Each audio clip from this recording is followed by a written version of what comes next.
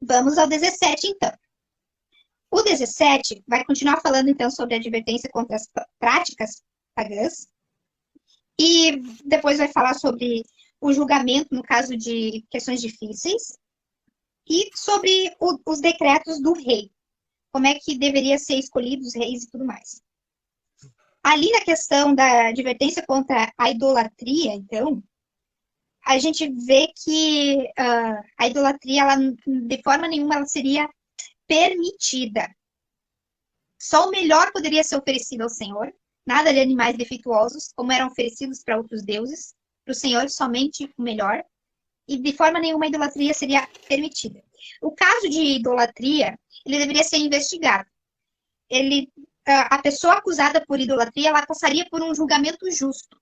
Só poderia ser condenada, e a pena por alguém que adorasse outros deuses seria a pena capital por apedrejamento, mas só passaria por essa pena quem fosse passado pelo julgamento e realmente condenado por duas testemunhas oculares que vissem, que comprovassem isso, e depois de passar por juízes habilitados. Não era qualquer pessoa.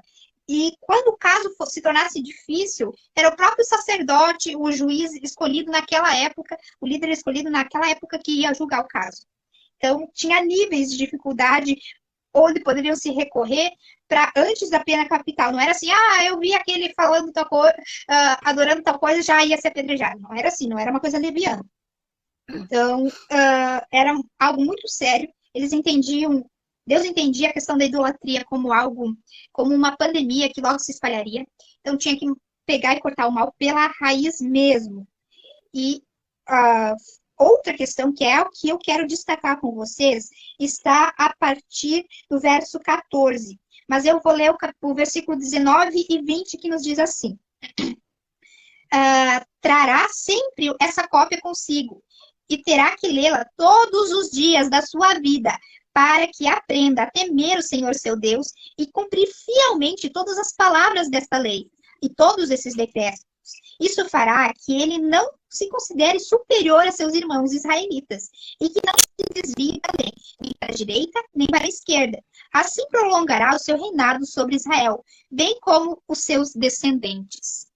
Então, Deus aqui está apontando para o futuro e Moisés é a boca de Deus nesse momento para dizer, olha, vai chegar um momento que vocês vão começar a se comparar com as outras nações e vão dizer, nós queremos um rei como as outras nações. Só que o rei de vocês não deve ser como as outras nações, porque vocês têm Deus, como seu pai. Então, a sua identidade está firmada em mim e esse rei deve ser diferente. E para esse rei ser diferente, ele deverá ter a palavra de Deus, a lei de Deus, copiada, uma cópia particular para ele ler, meditar, temer ao Senhor todos os dias da sua vida e ver que ele não é superior aos demais israelitas. Então era um rei servo, um rei que estava ali só para liderar e servir e fazer o bem para os demais. Uma visão totalmente diferente dos reis daquela época e das lideranças que a gente vê hoje, né? Que são lideranças que estão ali para, muitas vezes, ganhar em cima do povo, ser servido pelo povo, se tornar superiores, maiorais, estão ali numa atitude predatória. E é que Deus está dizendo, não, seu padrão vai ser diferente. Vocês querem um rei? Vai ser um rei servo. Ele está olhando para o próprio Jesus, né? Dizendo, é um rei tipo Jesus, o meu filho, que vocês precisam ter. Um rei e um líder que está servindo. Então, aqui eu vejo uma questão que me fez lembrar de Salomão.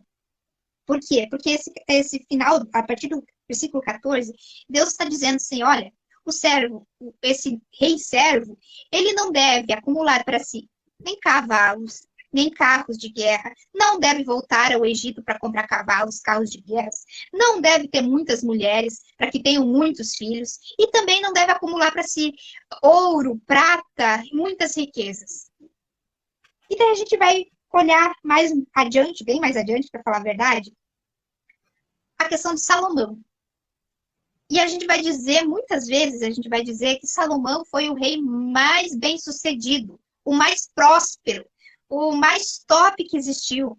Por quê? porque a gente sabe que ele foi muito sábio, que ele foi o mais rico de todos os reis. Mas se a gente for olhar a fundo, segundo o olhar de Deus sobre sucesso, nós vamos ver que Salomão fracassou miseravelmente. Ele seria o rei mais fracassado de todos. É chocante, né? Ver como nossa visão de sucesso está tão mundana, tão distorcida em relação à visão que Deus tem a respeito de sucesso. O que é sucesso diante de Deus? Quando nós andamos em total dependência dele, em total obediência a ele. E Salomão pegou o que está escrito aqui e fez justamente o inverso. O que ele fez?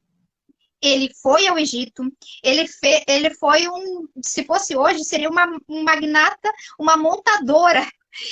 Ele ia ao Egito, ele teve mulheres, rainhas do Egito, princesas, filhas de Faraó, e ele trazia muito cavalos de lá, trazia carros de guerra de outro país, ele juntava os dois, vendia e tinha uma quantidade de estábulos e de carro de guerra e de cavalos incomparável, era uma coisa absurda.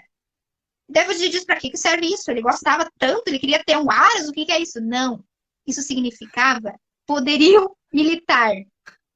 Isso era a força bélica que garantia a segurança deles. Então ele estava dizendo, eu vou usar o que eu tenho para garantir a segurança do meu reino com as minhas forças. Ele não estava vendo no Senhor a sua segurança e a certeza da vitória nas suas batalhas. E por que ele teve tantas mulheres? Será que era um tarado? O que era? Por que era mais de mil mulheres? O que é isso? Não.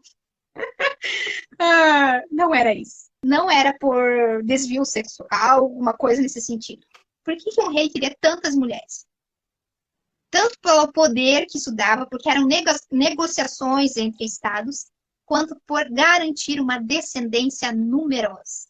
Isso queria dizer, vou garantir o meu futuro, o meu legado, que o meu nome não termine, que eu tenha história adiante. Quem garante o nosso futuro? Será que é essas estratégias? Não. O Senhor garante o nosso futuro. É Ele que deixa, e a promessa dele é tão incrível que ele diz que ele vai nos dar um novo nome. Ele garante que a gente tenha uma vida eterna. Então não está no que a gente faz, não está nas nossas forças. Está em depender que é Ele que está garantindo o nosso legado, o nosso futuro, o não terminar do nosso nome nem da nossa memória. E por fim, ele juntou para si toneladas de ouro, toneladas de prata. Ele podia fazer que nem o tio Patinhas, que mergulhava e nadava lá nas moedas, né? Salomão poderia fazer isso. E aqui estava dizendo para não acumular. Por que da riqueza? Porque isso garantia também segurança. Hoje não é diferente. Se você está no negativo, você não consegue nem dormir direito, pensando o que vai ser. E o Senhor diz, a tua tranquilidade, teu sossego deve estar em mim. Eu sou a sua riqueza. Eu sou o teu sustento. Então, sucesso aos olhos de Deus é bem diferente do sucesso aos olhos do mundo. Então, Salomão não foi um rei de sucesso. Segundo os olhos de Deus, ele foi um rei fracassado. E é nós que temos uma visão de mundo bem distorcida e uma visão de sucesso bem distorcida do padrão de Deus. Sucesso aos olhos de Deus é dependência e obediência. Então, muito sucesso para vocês!